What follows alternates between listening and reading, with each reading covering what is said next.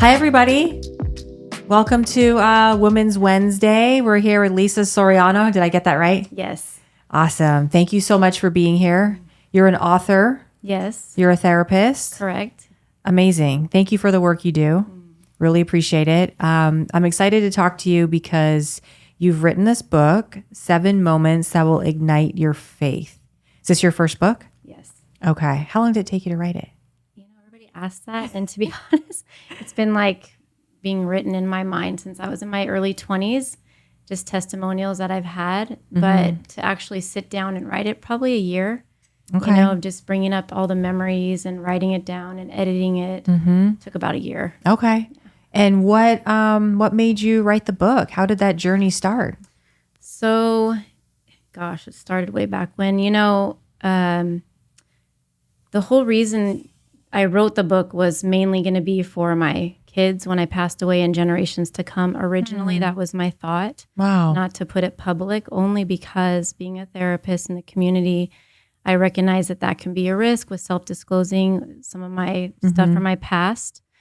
But I got to a point with my faith where God was questioning me. The Holy Spirit was like, well, Lisa, are you doing this for me or for yourself? And are you here to please me or please others?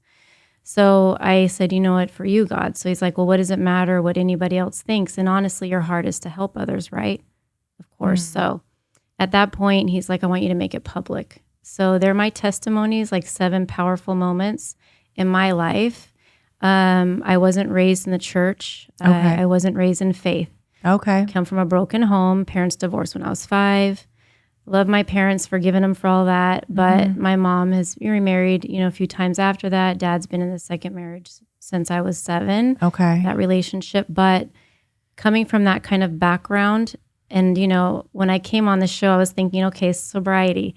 To me, sobriety can mean something different, not just sobriety from substances, right? Absolutely. We all come to a place in our life where we become sober-minded, if you want to put it that way. Like I was anorexic in my early 20s. Okay. I was at size 00, 88 pounds.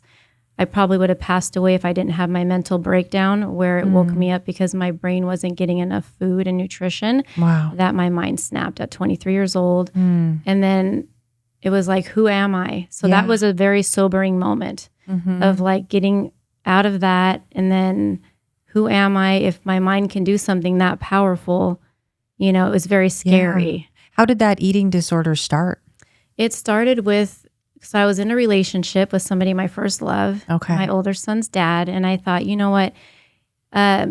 If I got skinny, he wouldn't leave me. In my mind, I thought I had to be this perfect thin person. Yeah. And was he saying that to you, or is that just the voices in your head telling you that? No, he would say stuff like, if you ever got big, and I don't want to put him out there, but if you ever got big, I would leave you, that kind of thing, because I was pregnant and stuff. We were young. You were young, yeah. We were young, like 19 when I got pregnant.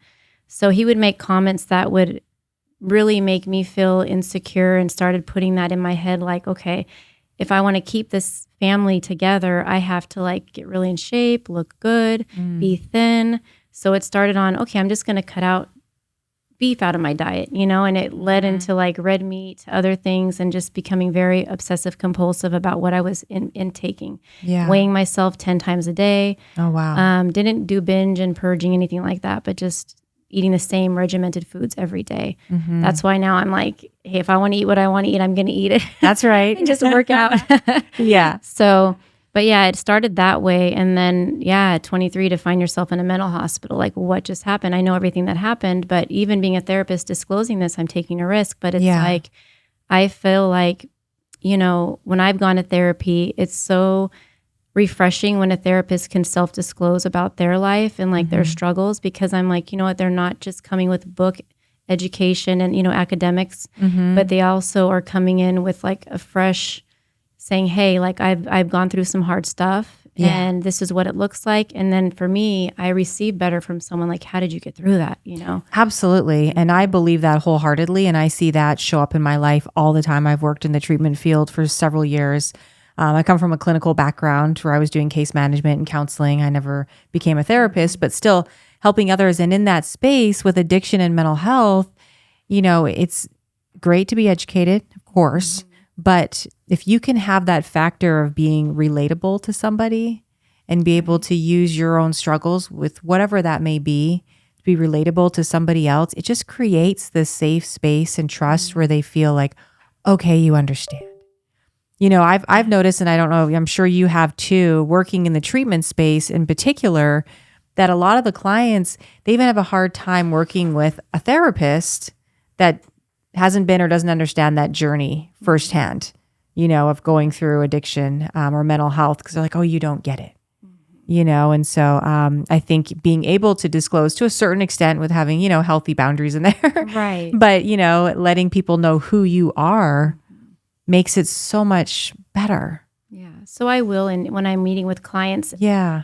I always tell them up front, I might self-disclose in session if I feel it's beneficial to you. Mm-hmm. And so I might leak in some stuff in there that I feel that they can relate to. Yeah. So I find that to be helpful, and they do appreciate it. At the end, they say, thank you so much for sharing that with me. So I see the benefit in that. Yeah. But yeah, I think for me, when I define sobriety, I think of like going from being anorexic and so regimented in my eating to having a breakdown, and then, whoa, what just happened to me? Like my brain could go into this kind of psychosis kind of place because I was malnourished. And the way my doctor described it is, it's not that you have a mental illness, which, it could have been that way.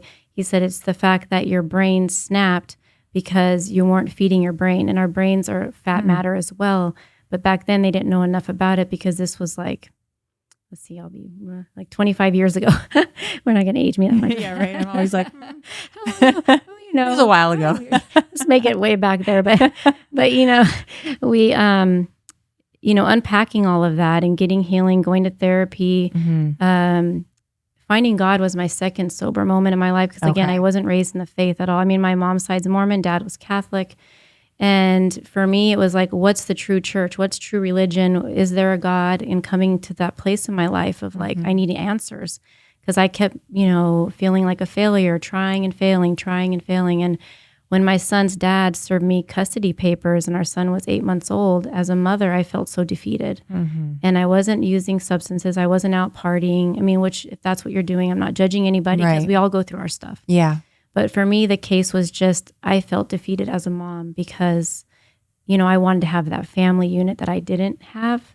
So when that was destroyed in my mind, like this wasn't going to work with his dad, that was my first love and all of that, I like pretty much lost it, and was a mess for a while, and just had to get a lot of help. But coming to my faith at the age of 25, my first chapter in my book talks about that. Like, how did I know there was a God or something bigger than myself? So in my first chapter, it's this crystal beaded necklace that I had an experience in my car. So I was like, I definitely knew I was going to look at my horoscopes and trying to get answers to see if my son's dad and I were a match, or, what it was. And, but I don't want to give it away in my book. But I'm like, do we want to walk through these 7 moments, or you don't want to? Yeah, we can. We want to walk. Okay, good. Yeah. So, but that was the first chapter. Okay. But yeah, so basically the sobriety moment was ending, coming into a breakdown, like, who am I? Like my whole life, I thought I had it all together. I was going this way. And then boom, it's like, you hit a wall, and it's like trying to figure out your identity. Yeah. And I think especially for Women's Wednesday, talking about women, it's such a daunting space to be in as a woman, as a mother. I was in a 13-year marriage with a young son, and starting over again, it was terrifying, and trying to find that sense of self and who am I, and being able to realize like, okay, what I thought my life is going to be is not going to be that, but it's still going to be okay. And I think it's important for women to hear that and hear the struggles in that, Absolutely. Yeah. Yeah. So what was that journey like for you then? So you had the first moment. Yeah. So yeah, but going back to that a little bit, it's like I did feel very defeated, and I thought at one point I was going to walk away from my son. As hard as that is to admit. And then, the judgment, whether said or unsaid, from family members and things that felt like they didn't want to get involved, even though they had the means to do so, to help. My ex had the very supportive family. And so I thought it would be the best thing for our son to, at that point, give custody to my ex. But again, living with that guilt for years of just like, did I do the right thing? And, it's just hard. So, but anyhow, with all that being said, my son's turned out great. He's 27 now. Amazing. So great. Yeah. And our relationship is building and growing and stuff like that. So it hasn't been the, easiest through the years, but it's definitely been consistent for the most part. So that's been good. I walked away for literally 6 months and had my breakdown. So I really believe that was God's way of like saying, you're going down the wrong path. Like, this anorexic thing could kill you. If I was 88 pounds, 5'5", double zeros were hanging on me. Wow. So we'll go this way and end up passing away. And, let's cause this break in like the road, bring you back on track, the track I have for you, which is being in your son's life and not feeling defeated and rising up to that and not giving up, So I know our pastor always says, stay on your number, don't give up, stay on your number. And that has been like a mantra playing in my head, even up till now, because it's like so easy to want to give up. Even, now it's been 25 years, certain situations, marriage is not easy, been married 19 years now. There's just so many areas that we could kind of want to give up in life. But at the same time, it's like, there's so much to live for. I mean, I didn't know I was going to be a therapist when I was 20. I was a medical assistant, then a real estate agent. And at 35, I got called and God's like, this is your plan. Like, I want you for your purpose. I want you to go back to college and get your master's and become a therapist and have your private practice. So this is like a 2-year career for me now that I've been. That is so amazing. And you've been guided by God this whole time to do these things. Yeah. And so how was that journey finding God for you? Yeah. So in chapter 2, I go into that, like becoming a believer. So somebody I dated, always God gets my attention with men, right? Yeah. That's how to get our attention. Yeah, it works. So I was at the gym and, he asked me out for coffee. Anyways, this guy that I dated 10 years prior had asked me out for coffee. And I'm like, I was so full of myself. I was dating like 5 guys at the time, talking to 5 different people.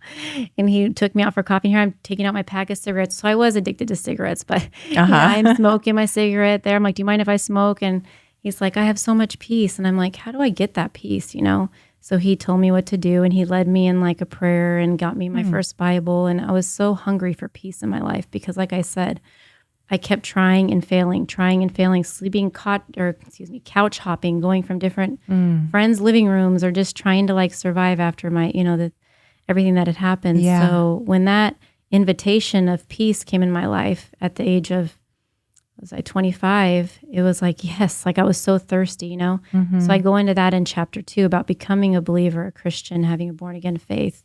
So that was that. And, but I'm telling you, like, I smoked a pack of cigarettes a day, like on and off. I stopped while I was pregnant, obviously, but like, after. Yeah. But literally, like I said, God, take everything from my life that's not of you. I don't want to live for myself anymore because I keep making poor decisions.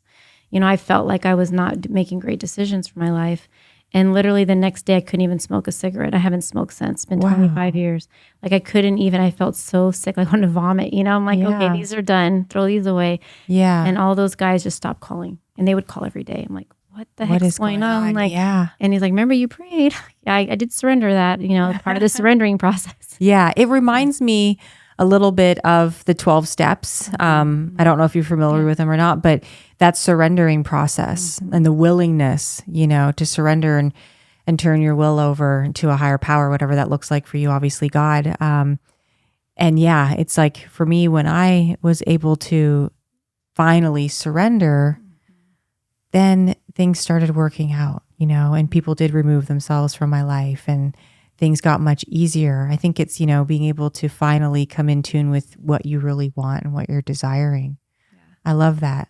So you just stopped smoking just like that. Never went back. No. Like in a life, I don't say the smell of it sometimes still smells good. Really? But I just have no desire for it anymore. I just don't even want to go back to that, Yeah. Mm-hmm. So you became a therapist. So that happened, 2 years ago. I finished grad school in 2017 and worked for Child Protective Services for 4 years. How was that? That was a challenge for sure because I had such a big responsibility to make permanent decision in children's lives. And we only give a short amount of time to these parents. And that part was hard for me, although I understand why the intervention needs to happen at times because of the severity of abuse. Yeah. It was still hard to have to make a permanent decision in court and write those court reports for those children's lives. So that was hard for me. But that's why I'm no longer there. And I always felt like I wanted to be a therapist. Yeah. Because I would think that'd be just such an emotional career choice. I've talked to some social workers and people that work in that field, and they just, the stories and just, it's so emotional. How would you practice self-care in your life while you were doing that? Yeah. So for me, it was always exercising. Exercising is really important for endorphins, everything like that, and just doing something for yourself, journaling, therapy. And that's another thing too I want to say about therapy. A lot of times when I meet with people, I always say, hey, it's so good that you're taking this step, because honestly, it's not always easy for people to do this. Yeah. And especially culturally, how we're brought up, it's like therapy's for the stigma crazy people, or the ones that are very severely mental ill or whatever. There's a whole belief system around that. And I always tell them, look, this is a safe space where you're not going to be judged. It's a non-biased environment that you can come and safely process life with.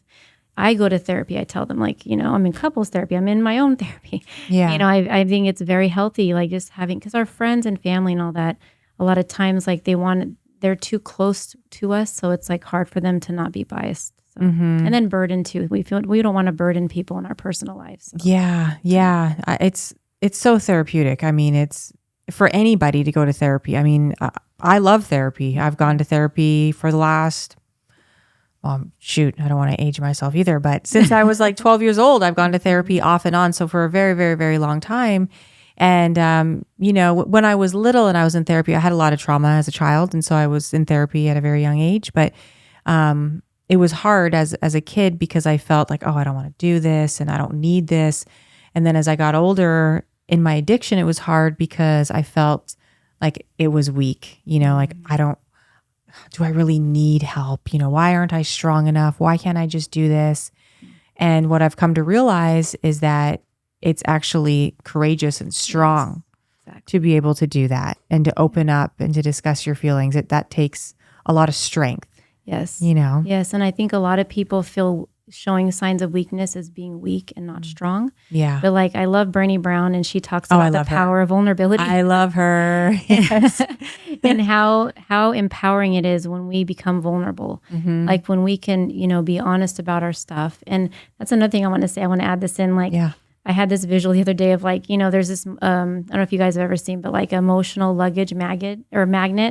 And, it's like stacked with luggages, and there's this lady sitting on the luggages. And I just think like we carry so much in our life. And sometimes we just keep carrying this stuff, and not only our own luggages, but parents' luggages. We take on siblings' things. We take on people that we love, right? And that's all good. But the thing is we're not meant to carry all of that ourselves. God says he wants to help us walk through this life. And a lot of times, like when my therapist first met me, she goes, gosh, Lisa, she's like, most people, when they come to me, they just lay it all. I have this going well for me. I'm doing this great. They want to paint this picture that life is great, and that's okay. But you're coming in saying, hey, this is all my crap. Like, I need help here. And I said, it's kind of like that luggage where it's like you pull out the same dirty shirt, you're folding it up. I got this shirt in my luggage. I got these shorts in my luggage. Everything's the same repeated things we tell our friends or people close to us, same problems, the same things we get stuck in. Yeah. But it's like God saying, look, I have this nice new luggage over here that's clean. That's going to be a new wardrobe for you. Not, necessarily new wardrobe, but, just get rid of all that. Like, let me carry that and take it off your shoulders. Yeah. You carry so much. Absolutely. And I feel people get really stuck in that space of misery, and they get comfortable there. They get comfortable being uncomfortable, and people will, build these relationships with other people where it's built on talking about negative things and oh this and oh that, and when it doesn't have to be like that. It doesn't have to be so heavy, and you can grow through all of this. How do you help people that are struggling with faith, with getting to therapy? I mean, what are your suggestions for people out there that are having those struggles? What's interesting is, unethical. It's unethical to ever force any faith on anybody. But when I do my biopsychosocial assessment, which is an assessment I do with people when I first meet with them, I ask them, were you brought up with any kind of faith? Do you have a faith for yourself? And so a lot of times they'll share with me they grew up in faith, or they don't, or they're kind of on the fence with it. And so I tell them, well, I just want to let you know I'm a Christian and I can pray with you if you like that. If not, I would never force that on you, but let me know if that's something you'd like. And a lot of times, oftentimes they're like, oh, I'd like that. Not everybody, because everybody's in a different place, right? Right, yeah. But I leave it up to them, and I'm not like at all forceful in any way, because that's not ethical to do that. It's not right. It's not even God's heart anyway. Right. And if I meet people outside, usually it's, come in love. I mean, it's embracing people where they're at, right? Like I think so many times as Christians, we miss that mark, and it's just people need to be loved, and like not to look at the behavior that's presenting itself, which is hard to do at times, right? But it's like the higher calling is to love the unloving, bless those who curse you, continue to just shower grace on others, because that shows more of God's heart to people than coming with like, well, the Bible says da da da da da da, and that can come later, But the main message is love, acceptance, and just embracing people, and that's how I usually try to come across. Yeah. I love that. Meet people where they're at. Love them anyways. Yeah. So I think you went over the first two moments. If I can have it again. Yes, please. Let's carry on with that. I'm very curious. Okay. So the third chapter, I just want to make sure I get it all right, because it's brand new, published for me. The third chapter is, the test from the dark side. So becoming a Christian, like I dabbled a lot. And again, I'm not judging anybody that does this, but like in the Bible, it talks about sorcery, psychic mediums, and just different things, and how those can be misleading, because it opens doors to the other side, which is the spiritual side of darkness at times. So for me, I was approached by a lady that, was trying to put, I was brand new in my faith, and I was really into, like, my friend did tarot cards in the past and, all that stuff. And I was interested in all that. And so it was like a lure almost, like this lady's like, I could tell your future. And I was like brand new in my faith. And I'm like, I just literally the night before read that is an abomination to God's heart. And I'm like, you know what? Even though it's tempting to listen, like, I know that I don't want to do that for me. Everybody, again, is on their own journey. Right. For you. For me personally, I didn't feel right about it. So some people might have a problem with that chapter in my book, but I do talk about how I felt, a little bit like this woman was not from the good side for me. So I talk about that, and how the devil can come disguised as a human or as whatever he wants, because you guys have to read that chapter to understand. Being able to recognize it. Yes, correct. Yeah. So there's that. And then the next chapter goes into the reverent fear of God. So when we think of, you need to fear God, like it seems so like demanding, for a lot of us, but like God showed me reverent fear in a way that was so intimate that it was like, oh, like, just in a way of like his presence and like power, like what he can do. And so I talk about that in that chapter, about how he showed that to me. Because I want to, in all these different areas, I want to impart faith and hope in people. That's my goal. So that, if they're anywhere in their life struggling, or is there a God, is there not a God, any area that they're struggling with, they can open this book and even just read a chapter on whatever the area is too. Yeah. The next chapter I talk about the marriage prayer. So I wanted, again, because I had been in with my son's dad, I thought I would never get married. If I don't marry him, I'm never going to marry anyone else. So I started praying, because my friend got married that summer after a year after I became a Christian. She got married. I was in her wedding. And I'm like, I want to get married. Like, I was never married, right? So I started praying a specific sign, and I didn't speak it out loud. I kept it up here. And so I prayed, the man that buys me a cross necklace is the one I'm going to marry. So my husband came with that when we were dating. So anyway. He came with a cross necklace. Wow. Yeah. He said he went for a heart pendant, but there was one cross in the case. That's the one. So I talk about that, and how I think, it's important to, if you believe in God and you live in that space, because a lot of us choose partners, out of places from our past, like our trauma. We might pick people that are not the best for us. And it's like, I want to be with the right person that God, since I'm living this new life of surrendering, wants for me. Because he knows what's best. And my husband was nothing like my type. Honestly, like it was not what I would normally go after, for. Yeah. So it was definitely a God thing for that. Let me ask you that, because I feel like as women and men too, we do pick partners without realizing it, that are from, parts of our past, trauma, picking out the wrong people. What can we look for, or what should we be aware of to not be doing that? Or what work we need to be doing on ourselves to not be doing that? Yeah. There's a lot of things. Of course, I'm going to put faith in there, because I think that should be number one. But if nobody's ready to be there, then that's a different journey. But I would say, seek God for yourselves and try and find that in that direction would be the best choice. But if you're not comfortable doing that, then the next thing would be, there's red flags, right? I think journaling down what you would like in a partner. I did that as well. Like, I'm not good at cooking. I'll just admit it. But I'm like, I'll clean. So I'll prepare. So I like to bake, but so it's certain things that I put on there. Like, this is what I would like in a partner, and my husband met as well all those marks. So I think like if we were to come with journaling, what we would want in a spouse or partner, to do that. And then, being in therapy is so huge. And now I'm seeing a lot of younger generations starting in therapy, finding it healthy for themselves to prepare. A lot of them are saying, I don't want to repeat the patterns of my parents in certain ways. So I want to come and break those cycles. Smart. So getting in therapy is huge because there's a lot of things that we don't even know we have with trauma. So in therapy, that can be revealed too. And I feel like people will I've been to a lot of therapy in relationships, and I've learned it over the years where people will go, and I was doing it myself for a while. You go to therapy and it's, well, they're doing this and and this whole thing, when it's like, okay, but let's take a look at you. Yes. Yes. Like, okay, what is it about you that, we need to look at that first and foremost and work on yourself, work on your faith, work on your self-love, your own issues, your trauma, before you can look at the other person. Exactly. And that's what I always tell people. We can get all the tools in therapy, but if we're not using them and owning our stuff, it's not going to be helpful. I mean, you'll get something out of it, but not the full effect. So if you're willing to come into therapy like, hey, here's my stuff, I need help, like this is what I struggle with, and you're willing to own your parts and look at yourself, whether you're in couples therapy, individual therapy, that's when you're going to get the most success and breakthrough. But if you go in there, like you're saying, defensive and doing the blaming thing, which we can call narcissistic traits, or, which is very used today, narcissism, But yeah, I mean, it's really owning your stuff and being able to really look at yourself. Definitely. Okay. So yeah, but the other one is the dream that saved my youngest son.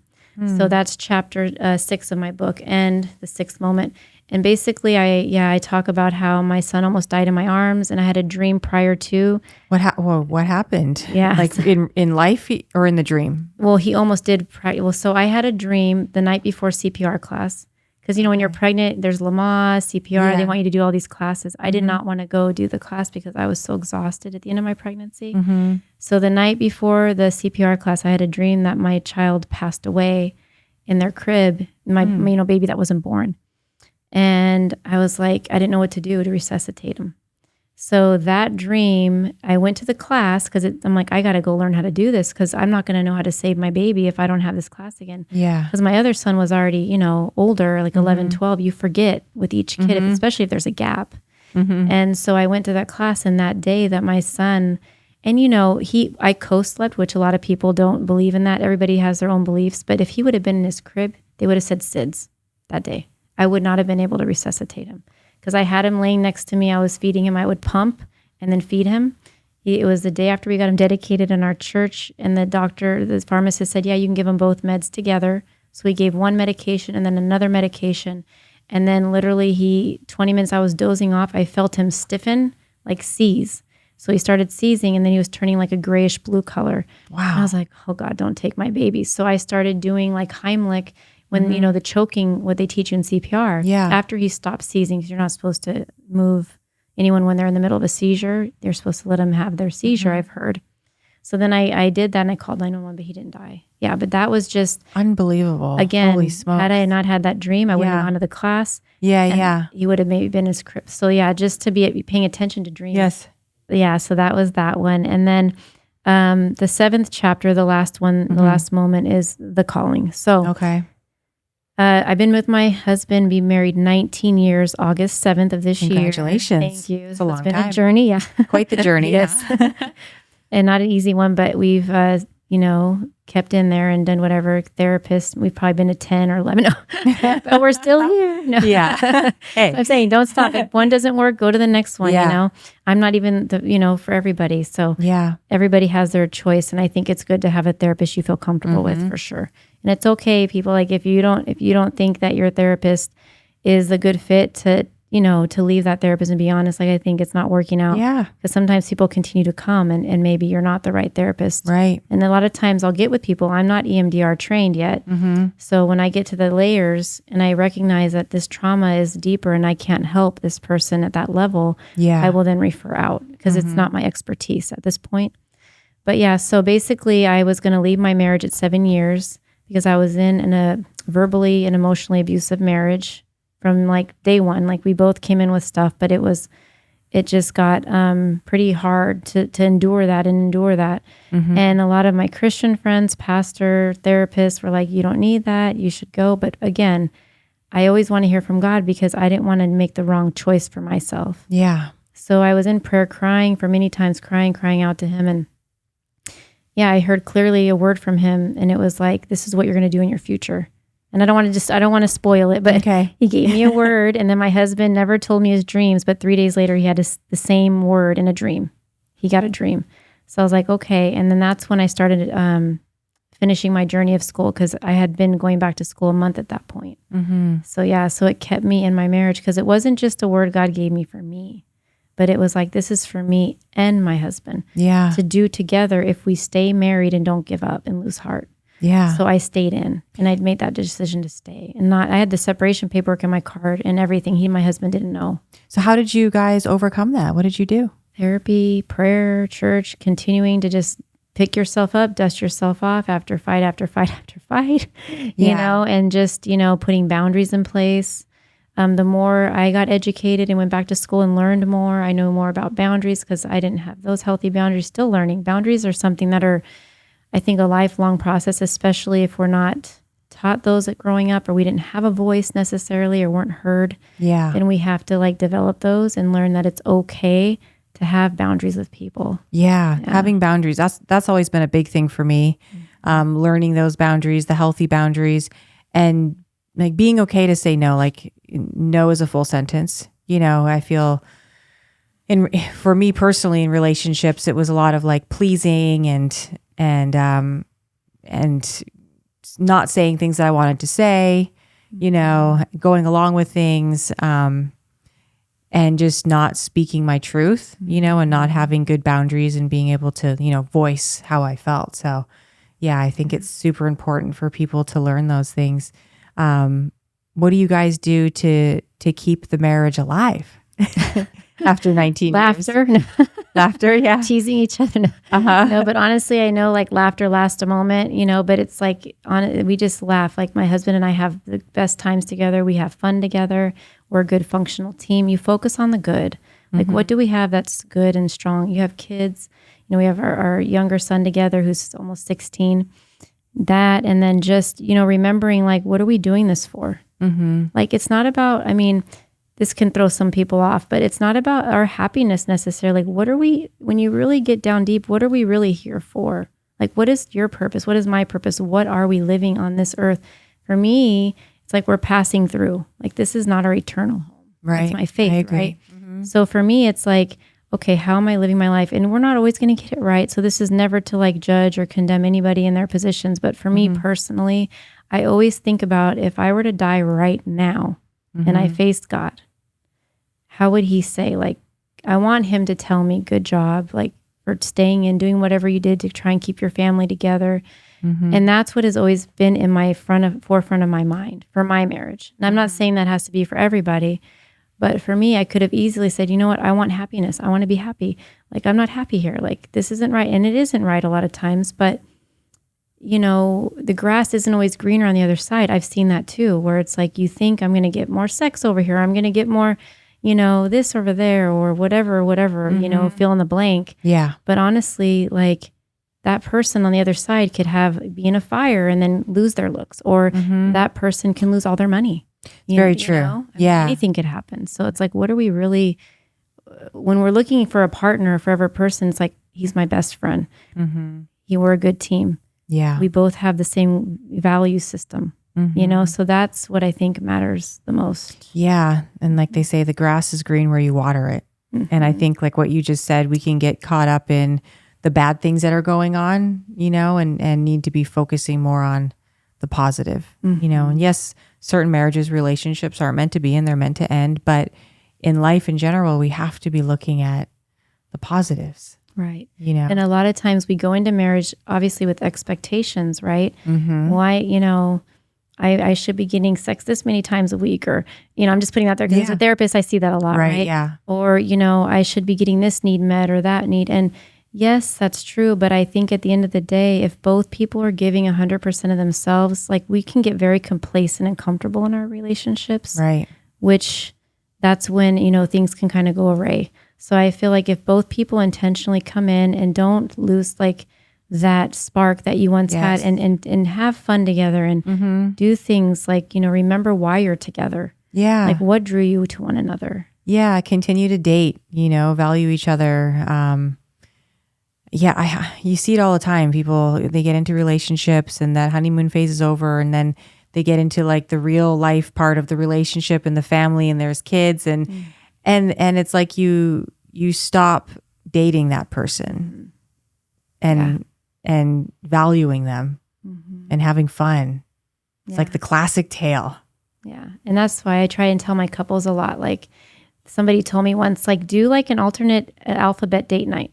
So like maybe your partner picks A and like they come up with A, like a restaurant with A or something, some event with like amusement park or something. And then the next time you go, the next week, even if it's staying home and watching a movie that starts with B. That's a cool idea. Going somewhere like the beach or, so each week you alternate to keep it more fresh and alive and like exciting, like just doing things like that to liven up your relationship. But I think my husband and I go to a marriage class every week at our church, which is so nice. I wish a lot of churches had it, and even outside of church, because I think a lot of people could benefit from like the constant accountability reminder of like what communication looks like. Because a lot of times I think people feel alone in their marriages. Like I'm the only one struggling in this, and like this sucks or whatever, like it's horrible. Yeah. But when you hear other people's stories and going around the table, it's like, gosh, I'm not alone. Just like in groups or just like in AA or exactly same thing. Yeah. What have you learned about yourself the most through this process of writing your book? I think for me, it's keeping my faith alive, even for me, because it's like, let's be real. I mean, life has storms and it's going to keep hitting our life. Waves keep coming, and that's just part of life. But it's like learning to trust and still have faith under like hardship, under people getting sick, passing away. Right now, we're dealing with so much in our world, people passing over COVID and just different things. So I think for me, it's just, remembering like what my faith is to me, that relationship. And I want people to remember or to have some sort of faith in their life. And so, I'll just describe it on this page in the front. I have a page where I'm blowing 7 dandelions, and, there's a scripture that goes with it. And it's basically saying that, I'm hoping that by sharing this, I'm blowing like the 7 dandelions there, that those seeds will just, whatever my testimony is, will hopefully impart in people's hearts and minds and grow something. So whatever that is for them. But I was hoping to, I need to keep my faith, but also share my faith and take that risk. I was just talking to somebody earlier about, loss. And when you lose somebody close to you that, in their eyes wasn't supposed to die, and they lose their faith. Yeah. What do you say to that? Very hard. Yeah. Yeah, it's really hard. I've worked with clients in that situation, and it's unexpected sometimes. I mean, I've lost siblings unexpectedly. I'm so sorry. I'm not going to, go into that today, but when you lose somebody, it's never easy. But I think at the end of the day, we're all going to go. Like, this is not our forever home. And sometimes it's hard to understand why a baby goes, why somebody that's young goes. And it's never easy on this side of earth to like deal with that loss, because we can't bring them back. So our desire to want that physical person back is the hardest part. We miss them. But at the end of it, it's like, well, I will see them again. And I know that I'm eventually going to go too, because we're not like, unless there's some new thing that comes about, like we're all going to go eventually. This isn't final. Right. This is just the beginning. Right. Yeah. Yeah. This is just like our passing through point. And I mean, we're going to have eternity together. So if we can keep that in our minds, But even if somebody doesn't have faith, it's just, letting them know like this is part of life, and it's unfortunate that we have to go through this. But I think when you're saying somebody of faith, it's just keep praying that God will heal your heart because, I believe God has for me, for me, made it more livable. Like, I don't know if it's like a block or he just helps me in that area. It's almost like, it's going to be fine. Like they're in a better place. They're not struggling anymore, or, gives you a certain understanding of like how that can also bring good into other people's lives. Like maybe you were dependent on that person that passed. Like my grandma was that person for me. Had she had still been alive, I mean, she was like the one person that gave me unconditional love. When I lost her at 21, it was like, oh my gosh, my world now. Yeah. And to not have that person. But I feel like if that was still the case, I would have been dependent on her for a lot of things. So I think the good that came out of it was it gave me this desire to want to know, like seek God and get some sort of safety or hope for myself. Yeah. And not just depending on a man or a person. Right. My grandmother. So I think I've seen a lot of families recover and that loss brings them together, or sometimes not, but, a lot of times it can bring people together, or it can bring an awakening for some people. So it just, everybody's so different. Yeah. And that awakening isn't always pretty. It can be tough. It can be uncomfortable. A lot of the times it is. Yeah. But having that faith, there's a lot of young people out there that are newly sober. And this is a classic tale of, I don't believe in God. I feel uncomfortable around the subject. I don't know how to pray. I don't even know where to start. What do I do? Do I need to get on my knees? I mean, what do you say to the 19-year-old that doesn't understand what God is and how to pray and how to do any of that? Just like, well, sweetie, I was there myself. I was in that same place. Not maybe exactly your shoes, because obviously it's a different situation you're encountering in your life or the different people. But, empathizing with them and just, sometimes people don't need suggestions. They just need to have you be present and give them the love and support they need. Yeah. And it's like, how can you be there for that person? And just, what do you feel you need? And if, the thing is getting to a place of surrendering is huge. Because we cannot control as much as we, in our own anxieties, want to control things. And I mean, we will keep doing all of that and driving ourselves crazy, right? Like we need medicines and all that because it can get overwhelming too. Yeah. So I think the more we can learn to surrender those things to, again, a higher power, whatever that is for somebody, if they're not to that place yet, and just explaining that, that this life was not meant for you to go live on it alone. That's why we're all here together, or you'd be on an island isolated. A lot of people want to isolate during depression and during hard times. Yeah. But it's like, the bigger challenge is to come in and to stay in around people because, that's where you're going to find your support, And so it's everybody's different. So it's hard to like say what works for everybody. Again, you meet them where they're at. Yeah. But I think, the main thing is that people need love and they need to feel like they're accepted and loved and embraced and just met where they're at more than anything. And, again, when somebody looks at your life and they can see that that's worked for you or that it's a beautiful thing, they'll want that life or want a piece of that, And so I think that that's more of the witness. Yeah, very true. Surrounding yourself with like-minded people. And for Women's Wednesday, talking about women, how has it been for you surrounding yourself with strong, like-minded women? Yeah. I mean, I think it's always good to have people that are a little more stronger than me too. Oh, in their for faith sure. journey, like mentors. Yeah, that's what I do. Yeah. So important to have that because, and then we can do that also, right? But it's like we need to be poured into so we can pour out. So I feel it's super important. Again, we can tend to want to withdraw and isolate because nobody wants to be around me when I'm like this, but there's so much empowerment in putting yourself in those places where you can, like I walk once a week with a good dear friend of mine who's like a mentor. We do an 8-hour walk and it's just talking back and forth. What's going on in your life? What's going on in your life? And we pray, we talk, having people in your life that pour into you like that spiritually, it's so important. Finding your people. Without that judgment, as women, we can tend to be judgmental and competitive, critical. And we need to, I've been saying this every time I've been interviewing a woman because it's the ongoing thing, where we need to get past that. Yeah. We all have gifts. Yeah. And if we can just embrace the gifts, like maybe our skin color is different, maybe our background's different, maybe we look different. But at the end of the day, we're all like one body. If you look at it that way, like you might be the hand, I might be the foot, or, but if we work together rather than like being competitive and like in that position of, wanting to be segregated and, oh, I'm better, or, just not feeling connected, then it's not as powerful. But if we can come together as a force and work together and see the beauty in one another, how much better, right? Yeah. How much stronger we are together as a community. Yeah. Rather than separate. Yeah. Tearing each other down. Doesn't work. Right. Doesn't work in the long run.